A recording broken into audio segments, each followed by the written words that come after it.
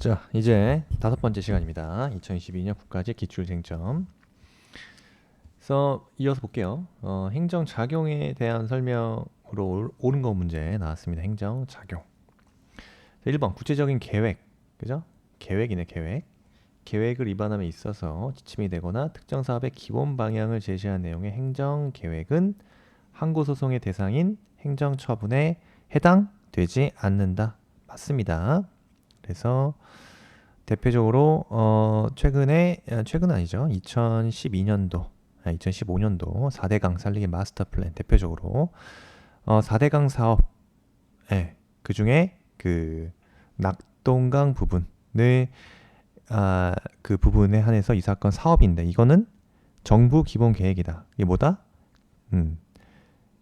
그 기본 방향을 제시하는 계획으로서 국민의 권리 의무에 직접 영향을 미치는 것은 아니다. 우리가 기억해야 되는 거는 특정 사업, 그 행정 계획 자체는 항고소송 대상인 행정 처분에 해당하지 않는다는 거예요. 물론 다수설에 대해서 다수설은요 복수 성질설이죠. 복수 성질설.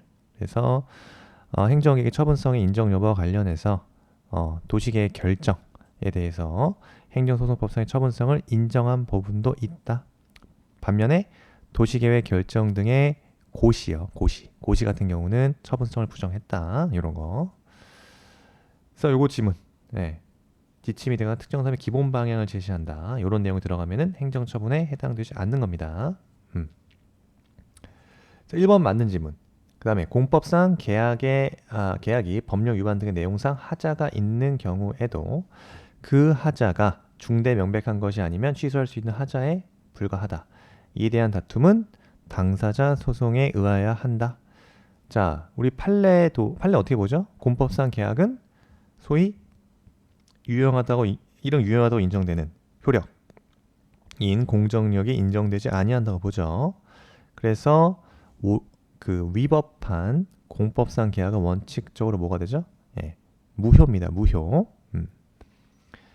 그래서 그 하자가 뭐 중대 명백한 것이 아니면 취소할 수 있는 하자에 불과하다? 틀렸습니다. 틀렸다. 앞부분이 틀렸어요. 다음 3번 지도, 공고, 조언 등의 행정지도는 법령의 근거를 요하고 항고소송의 대상이 된다. 자, 행정 지도 자체의 성질은 비권력적 성질의 것이다. 따라서 법률 유보의 원칙 그거는 적용되지 않는다는 거죠. 그래서 법령의 근거를 요한다? 틀렸다. 하지만 우리 구별해야 된 건 법률 우위의 원칙은 지켜줘야 되는 겁니다. 법률 유보의 원칙은 적용되지 않지만 법률 우위의 원칙은 지켜진다 이거죠. 그 다음에 나아가서 항고소송의 대상이 됩니까? 대상이 되지 않는다. 왜? 그 행정지도 같은 경우는 법적 효과가 발생되지 않는 사실행위에 지나지 않는다. 사실행위. 따라서 그 자체로서 처분성을 인정할 수 없어서 항고쟁송의 대상이 되지 않는다. 까지요. 틀렸다. 4번 국가를 당사자로 하는 계약에 관한 법률에 따라 국가가 당사자가 되는 이른바 공공계약에 관한 법적 분쟁은 원칙적으로 행정법원에 관할 사항이다. 틀렸죠. 자, 이건 뭡니까? 이러한 공공계약 자체는요. 소위 사경제 주체로서 상대방과 대등한 위치에서 체결하는 사법상 계약으로 본다.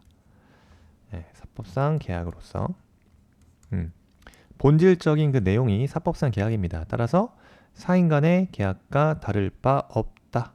그래서 공공계약에 관한 법적 분쟁도요. 사법상 계약에 관한 다툼이기 때문에 뭘로 가겠죠? 행정법원 관할이 아니라 민사 소송으로 해결되겠죠. 4번 지문도 틀렸다 이겁니다. 됐습니다. 그래서 행정계획에 대해서 우리 개념 봐야겠죠? 행정 목적을 달성하기 위하여 목표를 설정한다. 일단 목표부터 설정하는 거예요. 그래서 목표를 달성하기 위해서 관련된 행정수단을 종합 조정하는 행위를 말한다 이거죠. 그래서 계획법 규범 목표는 제시하지만 그 목표 실현을 위한 수단은 구체적으로 제시하지 않는 목적 프로그램의 형식을 취한다. 목적 프로그램의 형식을 취하는 것이 특징이다. 그래서 행정계획은 오늘날에 굉장히 그 현대 행정의 광역화, 복잡화 등에 따라서 굉장히 중요하게 됐다 이겁니다. 과거의 행정계획, 뭐 근대 시대의 행정계획도 존재했지만 기본적으로 국방계획 정도에 지나지 않았다. 국방계획 등과 같은 소극적인 것에 지나지 않았지만 오늘날에는 행정이 중심이 되면서 행정의 중심이 그 종합성을 요구하게 되었다는 점에서 행정계획이 불가피하다. 따라서 점차 이 행정계획에 대한 중요도가 크게 인식될 수밖에 없죠. 그래서 그 기능적인 걸 보시면 목표 설정, 그 다음에 행정수단의 종합 조정, 그 다음에 행정과 국민 간의 매개적 기능을 한다. 그래서 행정계획을 통해서 국민에게 어떤 행정계획, 즉 그 계획 자체가 미리 알려줘서 예측 가능성을 부여해야 된다. 그 다음에 이 성질이 행정계획의 그 처분성과 관련해서 다수설은 복수성질설 입장이다. 복수성질설. 그래서 처분성을 인정한 경우도 있다. 도시계획 결정 같은 경우. 그렇지만 도시계획 결정 등의 고시는 행정계획의 효력 발생 요건에 지나지 않는다. 따라서 관보에 고시하지 않는 이상 대조 효력이 없어서 처분성이 부정한 바 있다. 그래서 기출지는 보시면 행정계획은 장래 행정작용의 방향을 설정한 것일 뿐 직접 국민의 권리 의무에 변동을 가져오지 않으므로 행정 입법 성질을 갖는다. 이건 입법 행위설 입장이다. 이런 설도 있지만 우리 다수설은 복수 성질설 입장이다 이거죠. 복수 성질설 입장이다. 그래서 개발 제한 구역의 지정 고시행위, 요거 고시행위요. 특정 개인의 법률상 이익을 구체적으로 규제하는 효과를 가져오는 행정청의 처분행위다. 요 판례도 여러분 아까 요 판례랑 구별하십시오. 도시계획 결정 등의 고시 같은 경우는 처분성이 부정됐지만 개발 제한 구역의 지정 고시행위는 또 행정청의 처분성을 인정했다. 이런 것들 구별하시고요.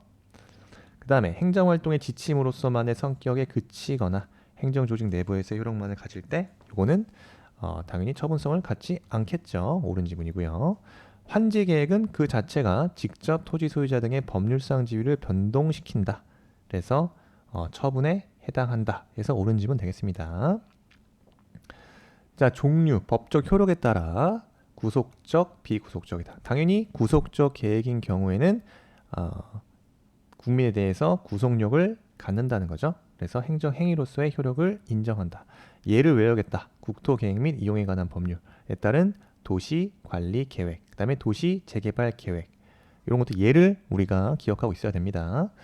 그 다음에 관계행정기관에 대해서 구속력을 갖는다. 관계행정기관입니다. 국민에 대해서 구속력을 갖는 게 아니라 이거는 행정규칙으로서의 성질을 갖겠죠. 그래서 관계행정기관을 구속하기 때문에 행정규칙 따라서 대외적 구속력은 인정되지 않는다. 예를 들어서 국토종합계획 등을 예를 들 수 있다. 그래서 국민의 권리 의무에 구체적 개별적 영향을 미치는 경우에는 처분성을 인정되겠죠. 반면에 비구속적 계획이요. 비구속적 계획. 그래서 이번에 나온 게 요거죠. 4대강 살리기 마스터 플랜 같은 판례. 그죠? 그다음에 공공기관 선진화 추진계획, 경제개발 5개년 계획입니다. 요거는 행정기관의 지침에 불과하다. 따라서 대외적 국민에 대한 법적 구속력을 인정하지 않는다.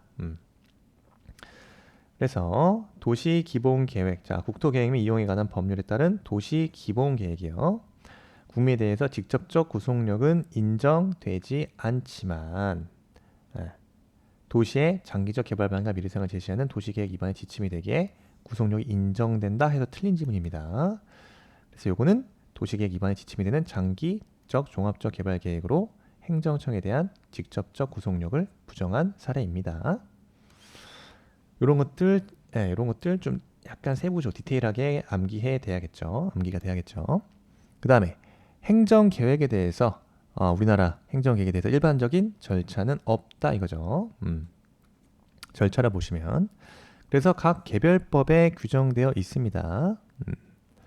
다만 우리 행정절차법상에는 국민 생활에 매우 큰 영향을 주는 사항에 대해서 행정계획을 수립 시행하거나 변경하고자 하는 때는 예고하도록 규정한 바 있다. 예고하도록. 그래서 행정계획을 법률, 법규명령, 조례 등의 형식으로 정한 경우에는 법령 등 공포에 관한 법률이 정한 바에 따라서 언제? 공포가 돼야 되는데 공포한 날로부터 20일 경감 효력이 발생된다. 그 다음에 법령 외의 형식으로 행정계획을 정한 경우죠. 이때는 개별법에 정한 바에 따라 고시해야 되고 이때는 고시와 동시에 효력이 발생되네요. 고시와 동시에 효력이 발생된다. 그 다음에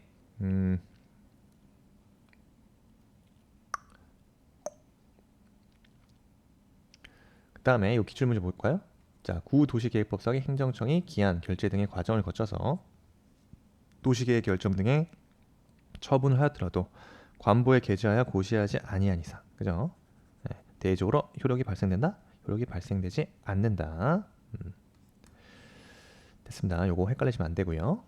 그래서 법적 근거, 법률 유보 원칙이 지켜져야 된다. 법적 근거. 자, 구속적 행정 계획인 거에 대해서는 법적 근거가 필요하지만, 그죠? 법률 유보 원칙이 지켜져야겠지만 비구속적 행정 계획의 경우는 성격이 지침적 성격이기 때문에 법적 근거를 요하지 아니한다. 다음에 행정절차법상 행정계획에 대한 일반 규정은 없다. 그죠? 다만 행정계획에 대해서 행정절차법 적용 여지가 있다. 언제? 그 행정계획이 처분성이 인정이 되어서 국민에 대한 구속적 행정계획의 경우에는 행정절차법 적용의 여지가 있다. 자, 그 다음에 계획법규에 대한 특색입니다.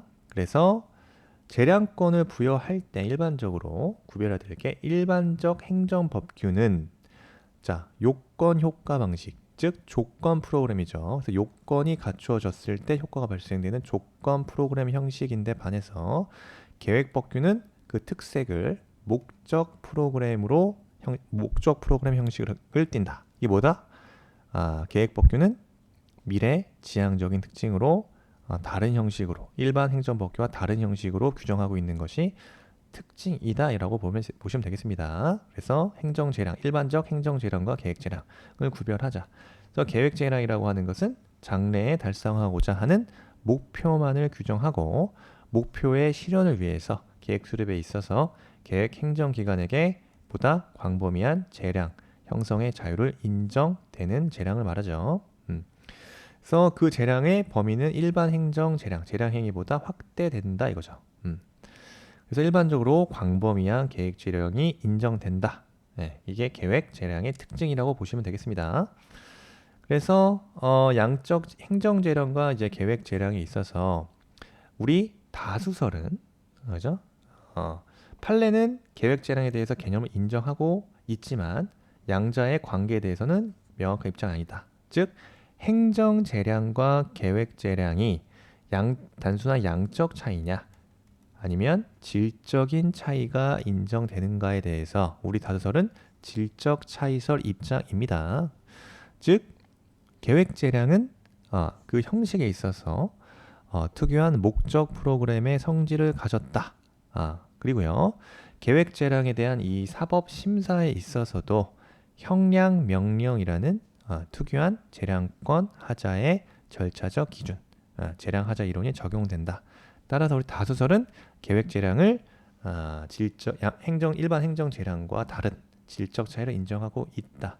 하지만 우리 판례는 계획 재량의 개념을 인정하면서 양자에 대한 관계에 대해서 명확하게 구분하고 있다. 명확하게 구분하고 있는 입장은 아닙니다.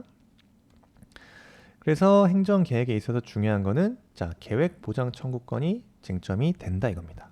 그래서 행정 계획 자체는 소위 행정 목표를 제시한다는 점에서 국민은 이러한 행정 계획을 신뢰한다. 신뢰할 수밖에 없겠죠. 그래서 신뢰를 하기 때문에 일정한 행위를 하게 된다 이겁니다. 그죠? 그래서 이제 예를 들어서 GTX가 뚫린다. 그래서 분당, 송도, 김포, 어디를 지나갈 것인가에 대해서 굉장히 중요한 문제죠. 부동산에 있어서 부동산 시장 가격에 있어서 굉장히 중요한 문제입니다. 어쨌든 이러한 행정 계획은 행정 목표를 제시한다. 그래서 행정 계획을 신뢰하고 행위를 할 수밖에 없다 이겁니다. 그럼에도 불구하고 행정계획은 뭡니까? 그 국가의 상황 등에 따라서 변경될 수 있는 가변성이 있다 이거죠. 가변성이 존재한다. 대통령 집무실을 청와대에서 용산시대를 열겠다. 근데 용산시대를 열 때 용산 주변에 어디죠? 삼각지 주변인가요? 재개발. 예. 이 재개발 계획이 있었는데 이 집무실이 들어오게 되면 예. 어떻게 됩니까? 예. 이 재개발에 대한 신뢰 자체에 소위 침해가 있을 수도 있다 이겁니다. 하지만 어쩔 수 없죠. 그죠? 이미 광화문 시대에서 용산 시대를 선언했잖아요. 네.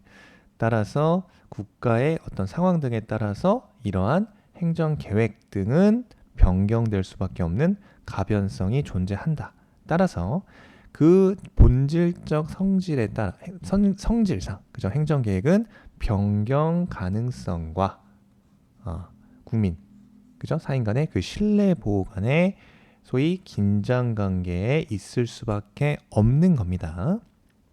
이러한 점에서 행정 계획을 신뢰한 사인의 그 권리 구제 방안, 그죠? 권리 구제 방안이 논의된다. 그게 바로 계획 보장을 해달라. 계획 보장 청구권이에요. 그죠? 이 계획 보장 청구권에는 계획을 존속해달라. 그죠? 계획 존속 청구권. 그래서 그다음에 계획 준수, 그다음에 집행 청구권이에요. 그다음에 경과 조치 등 대상 청구권이에요. 그다음에 이제 손실배상, 손실보상. 이건 최고적 청구 방식이겠죠. 그다음에 계획 변경 청구권 등을 내용으로 하고 있다. 우리 다수설은요. 행정계획의 속성인 가변성과 공공복리 관점에서 계획 보장 청구권은 인정될 수 없다. 물론 계획 보장을 규정한 법령도 없는 경우, 그죠? 따라서 계획 보장 청구권 인정될 수 없다. 판례도 계획 변경 청구권에 대해서 원칙적으로 부정하고 있다. 네, 부정하고 있다. 원칙은 부정이에요. 따라서 자, 도시계획 및 국토 이용 계획 등과 관련한 주민의 계획 보장 청구권은 법규상 조리상의 권리가 없다고 보고 있고 계획 변경 신청에 대해서 계획 변경 신청에 대한 불허행위에 대해서 처분성을 부정한 바 있다. 하지만 예외적 인정한 것도 있다 이거죠. 중요합니다. 예외적 인정이기 때문에 중요하겠죠. 국토이용계획 변경 신청을 거부하는 것이 곧 실질적으로 당의 행정처분 자체를 거부하는 결과가 되는 경우 이때는 국토이용계획 변경을 신청할 권리를 인정할 수 있다. 따라서 이때는 항고소송의 대상이 되는 행정처분에 해당한다. 이겁니다. 그래서 이제 기출을 보면 판례는 원칙적으로 계획보장 청구권을 인정하고 있다 하면 틀린 지문으로 나왔습니다. 그 다음에 최근 판례 중에 우리가 기억해야 될 판례가 있다. 뭐죠? 폐기물 관리법상 적정 통보를 받은 자는 용도 변경 신청에 대하여 일정한 신청권을 인정했다. 따라서 그에 대한 거부 행위는 거부 처분으로서 처분성을 인정한 판례예요. 그래서 기출 지문 이렇게 나옵니다. 폐기물 처리 사업의 적정 통보를 받은 자가 폐기물 처리업 허가를 받기 위해서 국토이용계획 변경이 선행되어야 하는데, 그죠? 일반적 추상적 효력을 가지는 이용계획의 특성상 그럴싸합니다만 그 변경을 신청한 개인의 권리가 인정되지 아니한다 해서 틀린 지문으로 나왔습니다. 왜? 이에 대해서 피고가 거부를 하게 된다면 처분청이겠죠. 원고에 대한 폐기물 처리 업자겠죠. 폐기물 처리 업 허가 신청 불허하는 결과를 초래한다. 따라서 계획 변경을 신청할 법규상 조리상의 권리를 갖는다 해서 요 관련 판례 우리 중요합니다. 중요한 판례. 이제 결론을 외워야겠죠? 이게 파이널이니까. 폐기물 처리 사업 계획의 적정 통보를 받은 자에게 용도 변경에 대한 신청권 인정된다. 인정된다. 일단 이렇게 암기하시면 되겠죠? 그래서 원고의 계획 변경 신청을 여기서 피고는 진안입니다. 진안 군수 거부한다. 이때는 곧 이 계획 폐기물 처리 사업 계획의 적정 통보를 받은 자에게 실질적으로 그 원고에 대해서 거부 행위 자체가 폐기물 처리업 허가 신청을 불허하는 결과가 있다. 그래서 원고 입장에서는 국토 이용 계획 변경의 위반 결정권자의 피고에 대해서 계획 변경을 신청할 법규상 또는 조리상 권리를 갖는다라고 보고 있다 이거죠. 핵심 정리. 행정계획에 대해서 도시개발법상의 관리처분계획 처분성 인정된다. 택지개발촉진법상의 택지개발 예정지구에 대해서 처분성 인정된다. 그죠? 그 다음에 후행도시계획에 선행도시계획과 서로 양립할 수 없는 내용이 포함되어 있다. 그러면 선행도시계획은 후행도시계획과 같은 내용으로 변경된다. 판례 내용이고요. 공람 절차 거치지 않는 도시계획 결정 위법하다. 그죠? 결정 고시를 하지 않으면 대외적으로 아무런 효력이 발생되지 아니한다. 도시관리 계획에 대한 결정 고시를 하지 않는 경우. 자, 환지 계획 처분성 인정되지 않고 환지 예정 지정이나 환지 처분은 처분성이 긍정된다. 됐죠? 그다음에 행정계획 광범위하게 형성재량 인정되고 계획재량의 행사 과정에서 재반 이익들의 형량을 하지 않거나 형량을 명백히 잘못한 경우 재량권 일탈 남용으로 본다. 그 다음에 도시 이것도 잘 나오죠? 네, 도시 계획과 같이 장기성, 종합성이 요구되는 행정 계획에 있어서 그 계획이 확정된 후에 어떤 사정에 변동이 있었다 하더라도 지역 주민에게 계획의 변경 또는 폐지를 청구할 권리를 인정할 수는 없다. 이것도 기출 잘 되는 판례입니다. 이거 중요하다고 말씀드렸죠? 네, 국토이용계획 변경 신청을 거부하는 것이 곧 실질적으로 당의 행정처분 자체를 거부하는 결과를 초래한다. 예외적으로 신청인에게 국토이용계획 변경을 신청할 권리가 인정된다. 마찬가지의 문제입니다. 그 다음에 헌법재판소 불공정 거래 혐의. 이거 최근 기출된 판례네요. 변호사 시험에서 불공정 거래 혐의에 대해서 공정거래위원회의 무혐의 조치는 혐의가 인정될 경우 행해지는 중지 명령 등 시정 조치에 대응하는 조치다.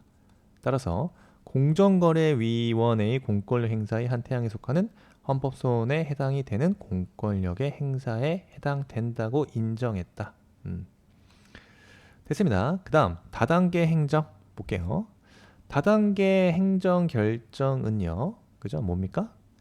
행정기관이 최종 결정을 내리기 어떻게 보면 전이죠. 내리기 전까지 여러 단계에서 여러 단계 과정을 거친다. 네, 그 과정이 각각 독립하여서 하나의 목적을 가지고 행정행위를 행해지는 행정 절차를 말한다. 그죠? 그래서 뭐 사전 예비 결정, 그다음에 부분 허가, 확약, 그다음에 가행정 행위 등을 있다 이거죠. 그래서 다단계 행정 결정 문제가 나왔습니다. 이 부분이 나왔어요. 어떻게 보면은 조금 다단계 행정 결정에 대해서 준비를 얼마나 이번에 확실하게 했는지 모르겠습니다만 어쨌든 다단계 행정 결정에 대한 문제가 나왔다. 살짝 지엽적인 데서 냈다고 봅니다. 근데 확약이라든가 그죠? 예비 결정, 부분 허가, 가행정 행위를 어떻게 보면 에 대한 단독적인 내용을 낸 게 아니라 다단계 행정 행위 결정에 대해서 좀 전체적인 문제를 냈다라고 보여집니다. 그런데 그 개념에 대해서 묻기보다는 어떻게 나왔어요? 판례에 대해서 나왔어요. 판례. 여기서 공유재산 물품관리법에 근거해서 공모 제안을 받아 이루어지는 민간 투자사업 우선협상 대상자 선정 행위나 우선협상 대상자 지위 배제 행위에서 우선협상 대상자 지위 배제 행위만이 항고소송의 대상인 처분에 해당한다. 이 판례는 최근 2020년 판례였습니다. 2020년 판례. 그래서 이미 선정된 우선협상 대상자를 지위에서 배제한 행위, 요것도 그죠? 우선협상 대상자 선정 행위나 우선협상 대상자 지위 배제 행위 모두 다 항고소송의 대상이 되는 행정처분으로 본다라고 판시했습니다. 그래서 우선 협상 대상자 선정 행위와 우선 협상 대상자 지위 배제 행위 모두 항고 소송의 대상이 된다라고 봤던 판례.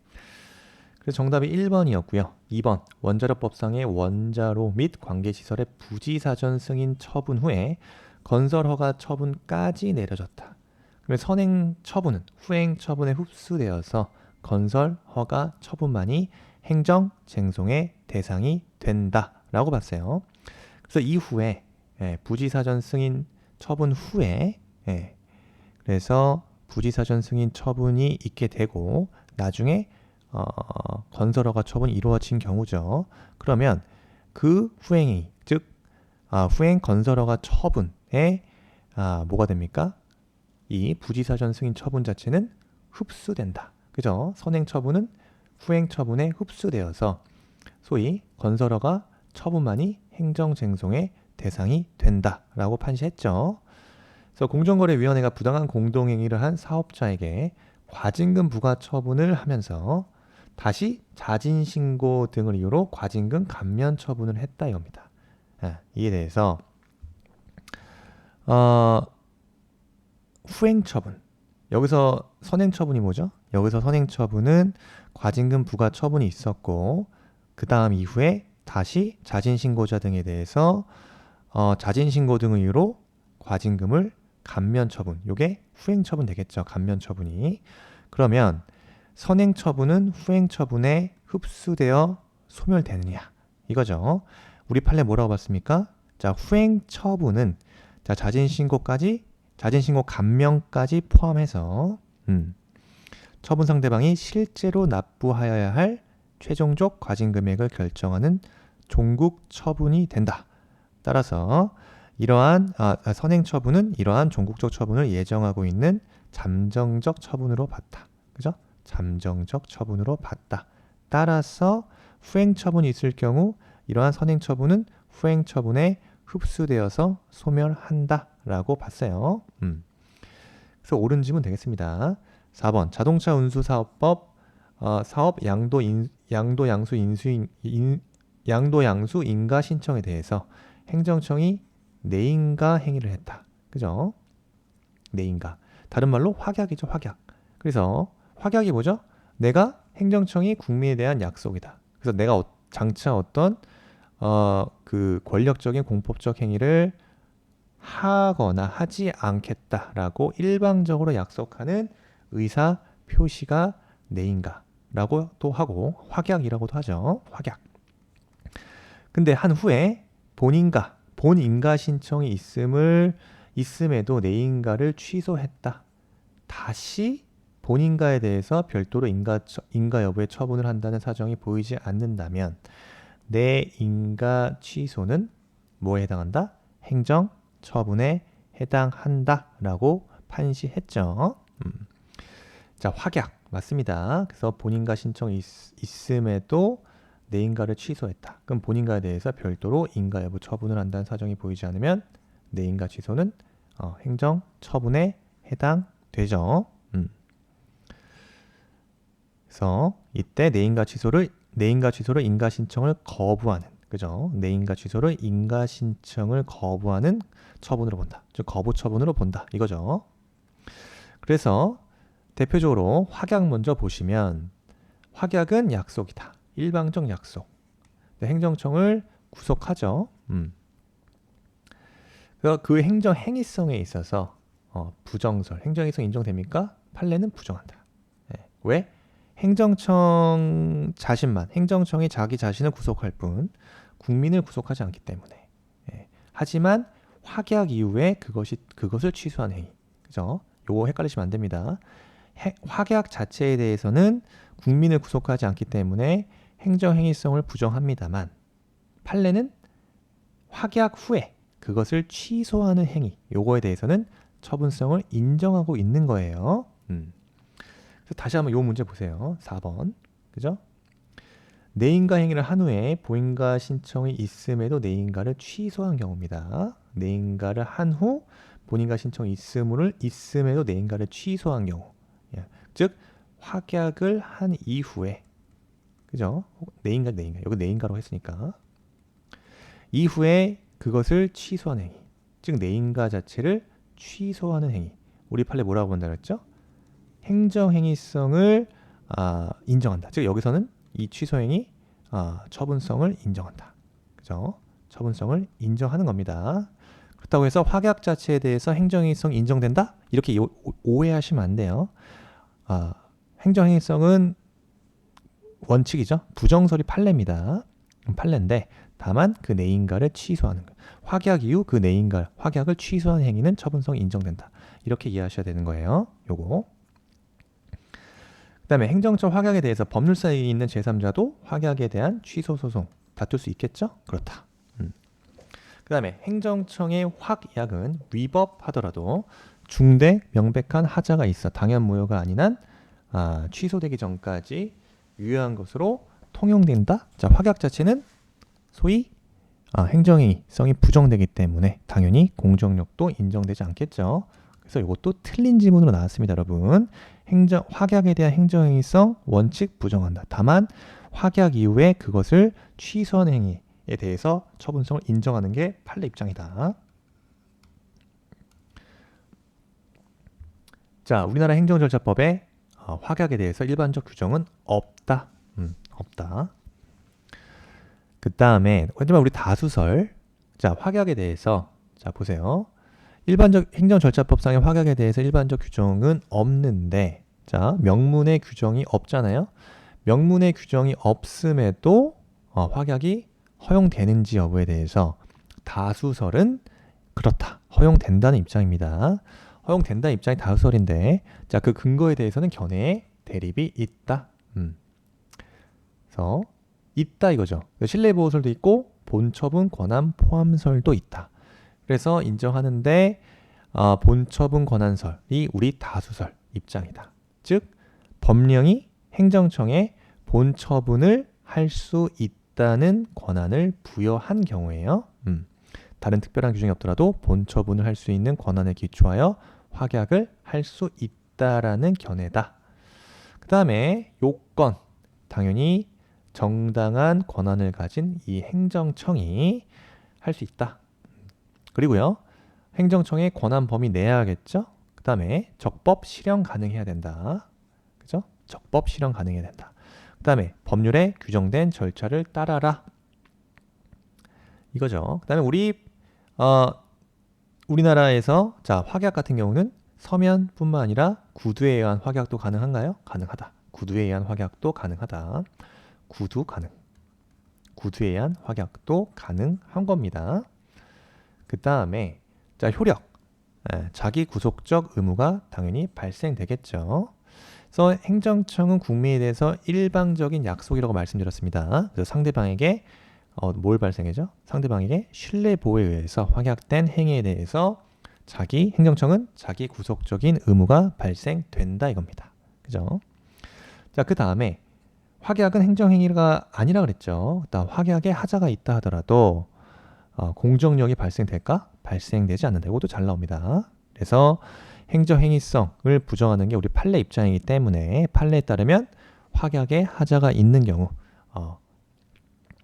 중대 명백하여 무효가 되는 경우는 제외하고 소위 권한 있는 기관에 의해서 취소되기 전까지 이른 상대방 이해관계인 뿐만 아니라 다른 행정청과 법원에 대해서 이른 유효하다고 통용되는 공정력이 인정되지 않는다.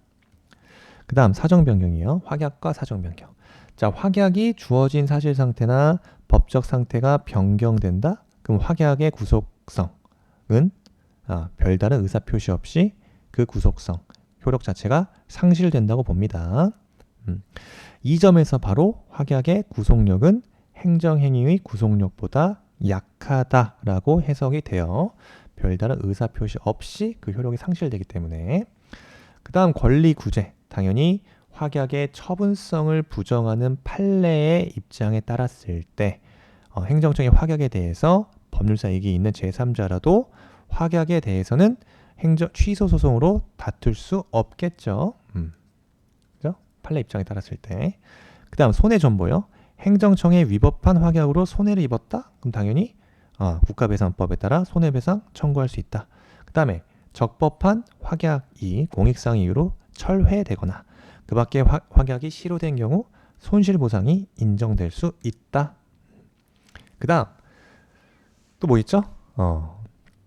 다단계 행정행위에서 사전결정입니다. 이 사전결정이라는 거 우리 개념만 짚고 넘어가야겠죠? 사전결정 혹은 예비결정이라고도 한다. 즉 최종적인 행정결정 내리기 전에 사전적 단계에서 최종적 행정결정의 요건 중 일부의 심사에 대한 판단이다. 이거예요. 그래서 그 자체가 일부 요건에 대한 최종적 결정이라는 점에서 그죠? 단순히 일방적 약속에 불과한 확약과는 구별된다. 그죠? 얘가 중요하다. 폐기물관리법에 의한 폐기물 처리 사업 적정 여부에 대한 판정. 그죠? 이거. 그 다음에 주택법상의 사전결정제도입니다. 성질에 대해서는 여러분 확약은 처분성이 인정된다? 인정되지 않는다. 다만 사전결정은 행정행위의 성질을 갖는다. 네, 같겠죠? 예비결정 자체가 그 행정행위 중간 단계에서 행해지는 결정이긴 하지만 최종적 법적 규율이 행해진다. 네, 그렇기 때문에 그 자체로서 행정행위의 성질을 갖는 겁니다. 따라서 행정행위 취소, 철회, 행정행위 하자 이론 등이 우리 사전결정, 예비결정에는 그대로 적용된다 이겁니다. 효과에 있어서 예비결정의 구속력에 대해서 우리 판례는 개별적으로 판단한다 있어요. 그래서 주택건설사업계획에 대한 사전결정에 대해서는 구속력을 부정한 바도 있고 폐기물관리법상 사업계획에 대한 적정 통보에 있어서는 구속력을 인정한 바 있다. 따라서 예비결정에 대한 구속력 우리 판례 개별적으로 판단하고 있다. 그 다음에 이제 부분허가입니다. 부분허가 혹은 일부허가, 부분 승인이요. 뭐다? 부분허가는 비교적 장기간의 시간을 요하고 중요한 시설의 건설 등 제한된 범위 내에서 어떤 행위를 할 수 있음을 허용하는 역시 종국적 결정을 행하는 행정행위다. 그래요. 그래서 본허가 권한에 의해서 가능하기 때문에 본허가를 할 권한을 가진 행정청은 별도의 법적 근거 없더라도 부분허가가 가능하다. 성질 자체는 마찬가지로 중간 단계에서 이루어지지만 그 단계는 최종적 법적 규율이다. 따라서 행정행위성 인정되는 겁니다. 따라서 행정쟁송의 대상이 되겠죠. 그 다음에 판례 보시면 자 본처분인 건축 허가 처분이 내려진 후에 부지 사전 승인 처분 이거는 건축 허가 처분에 흡수된다. 이 말이에요. 요거 건축 허가 처분이 내려진 후에 부지 사전 승인 처분이 내려졌다. 요거 이에 대해서 선행 처분인 건축 허가 처분 이게 나온 거죠. 이번에 기출문제 건축 허가 처분 건축 허가 처분에 흡수된다. 그래서 부지 사전 승인 처분은 건축 허가 처분에 흡수되어서 독립 쟁송 가능하다. 독립하여 쟁송 제기가 불가하다는 게 우리 판례 입장입니다. 그래서 우리 부분 허가 사전 결정만으로 영업이 불가합니다. 근데 이건 부분 허가는 허가기 때문에 종국적으로 영업이 가능하다. 요거 차이. 그다음에 판례에서 원자로 시설 부지 사전 승인 처분이에요. 이후에 그 사전적 부분 건설의 허가가 내려지면 부지 사전 승인 처분의 취소를 구할 원고 적격을 인정했다. 우리 판례. 어떻게? 원자로 시설 부지 인근 주민들에게 그죠? 원고가 인근 주민이죠. 방사성 물질 등에 의한 생명, 신체 안전 침해를 이유로 부지 사전 승인 처분의 취소를 구할 원고 적격을 인정했다. 요거 잘 나옵니다. 요거 체크. 건축 허가 처분이 내려진 후 부지 사전 승인 처분. 예, 요거는 부지 사전 승인 처분은 건축 허가 처분에 흡수되어서 예. 독립하여 쟁송 제기할 수 없다까지요. 요거 잘 나오고. 그다음에 가행정행위다. 가행정행위. 뭡니까? 개념. 자, 그 행정행위 법적 효과나 구속력이 최종적으로 결정될 때까지 잠정적으로 행정행위의 구속력을 갖는다. 네, 갖는 행정행위를 말한다. 그래서 가행정행위라고 하죠. 즉 성질이 임시적이긴 하지만 자 구속력이 있는 행정행위를 외부에 바란다는 점에서 가행정 행위 또한 종국적, 구속적, 구체적으로 형성되는 법률 관계가 존재하지 않는 뭐와 구별된다? 확약과 구별된다. 성질은 잠정적 효력입니다. 잠정적 효력. 그 다음에 예죠. 자, 징계 의결 요구 중인 공무에 대해서 행하는 임용권자의 직위 해제 처분이요. 잠정적 효력이다. 그 다음에 법적 근거, 명문의 규정이 없더라도 허용된다 이거예요. 가행정 행위는 자, 장래의 본처분에 대한 사전 작용이다. 따라서 본처분 권한에 당연히 포함된다고 본다. 따라서 명문의 규정이 없더라도 허용될 수 있다고 본다. 다수설 입장입니다. 자, 성질 다시 보면요. 특수한 행정행위성. 이게 왜 특수한지 아시겠죠? 가행정행위는 효력 발생이 시간적으로 잠정적이다라는 것 외에 보통의 행정행위와 같은 겁니다. 네, 그리고 가행정행위로 인해서 권리침해에 대한 구제도 보통의 행정행위와 같다, 동일하다. 그래서 전형적인 행정행위라기보다는 좀 스페셜한, 그죠? 유사한 성질을 갖는다. 그래서 특수한 행정행위다라고 말하는 겁니다. 그다음에 이제 잠정적 효력이요. 그래서 언제까지? 종국적 결정이 있을 때까지 잠정적으로 규율한다. 따라서 종국적 결정이 내려지고 나면 이 가행정행위의 효력은 당연히 상실되겠죠. 따라서 종국적 행정행위가 있은 후에 이때 가행정행위의 취소를 구하는 소송, 가행정행위에 대한 취소를 구하는 소송은 이미 효력 자체가 소멸한 처분의 취소를 구하는 것이기 때문에 위법하겠다 이거죠. 위법하다. 그 다음에 적용 범위에 있어서 여러분 본래 영역인 급부 행정의 경우뿐만 아니라 이거죠. 침해 행정. 지금 뭔 말이에요? 당사자에게도 자, 불리한 효과를 발생하게 하는 침해 행정의 경우에도 존재한다. 그 다음에 법적 근거 봤고요. 효과. 가행정 행위는 불가변력이 발생된다? 불가변력이 발생되지 않기 때문에 당사자는 가행정 행위가 사후에 발하여지는 종국적 결정으로서의 대체에 대한 신뢰 보호 원칙을 주장할 수 없다. 이것도 중요합니다. 가행정 행위는 불가변력이 발생되지 않아서 자, 종국적 결정으로서의 대체가 되면 이때 이에 대해서 신뢰보호 원칙 주장할 수 있는가? 신뢰보호 원칙이 주장될 수 없다. 이것도 중요합니다. 잘 체크하시고요. 다음 가행정행위의 선행처분이 후행처분으로 흡수되어서 소멸하는 경우 이때 선행처분의 취소를 구하는 소송 불가하겠죠. 이미 효력 자체가 소멸됐기 때문에 그죠? 소멸됐기 때문에 이에 대해서 선행처분의 취소를 구하는 가능하다? 가능하지 않다 이겁니다. 이미 효력이 소멸한 처분의 취소를 구해서 그 효력이 소멸한 처분의 취소를 구하는 것이게 되어서 위법하다. 효력이 소멸한 처분의 취소 위법하다 이거예요. 잘 기억하셔야 됩니다. 그래서 이런 경우에요. 자, 과징금 부과처분이 있었고 자진신고 등으로 인해서 과징금 감면처분, 선행처분이 있었고 후행처분이 있었다. 이게 2022년도 기출된 지문이었죠. 자, 이에 대해서 선행처분에 대한 취소를 구하는 거 부적법하다. 왜? 판례는 자진신고 등의 감면까지 포함하여 처분 상대방이 실제로 납부해야 될 일종의 잠정적 처분으로 봤다. 이 과징금 감면 처분에 대해서. 따라서 자, 이 판례 제가 강의 시간에도 중요하다고 강조드렸던 판례가 올해 시험에 나왔다 이거죠. 그래서 공정거래위원회가 부당한 공동행위를 한 사업자에게 과징금 부과 처분을 한 후에 자진신고 등을 이유로 과징금 감면 처분했다. 이때 선행 처분이 즉 과징금 부과 처분은 종국적 처분을 예정하고 있는 잠정적 처분이다. 뭔 말이에요? 가행정행위다 이겁니다. 가행정행위. 그죠?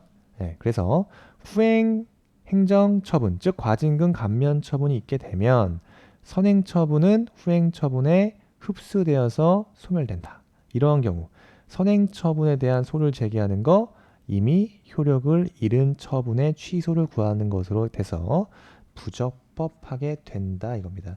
우리가 기억하시는 거 기억하세요. 가행정행위는 가행정행위 종국적 결정이 있을 때까지만 유지되는 효력이 있는 잠정적 규율로서 종국적 행위가 내려지면 그 효력 자체는 상실된다. 기억하자. 따라서 종국적 행위가 있은 후에 가행정행위 취소를 구하는 소송은 이미 효력이 소멸한 처분의 취소를 구하는 것이 되어서 위법하다. 그죠? 정리했습니다. 처분성은 확약은 인정되지 않지만 나머지는 다 인정이 되죠. 그 다음에 가행정행위가 불가증력이 발생되지 않기 때문에 본 처분에 대한 신뢰 보호 원칙사의 구속력이 인정되지 않는다는 거 포인트죠. 요거 가행정행위 신뢰보호 원칙이 적용된다? 적용된다고 보기 어렵다. 잘 정리하세요. 구체적인 예까지 잘 정리하세요. 사전 결정의 예도 정리하시고요.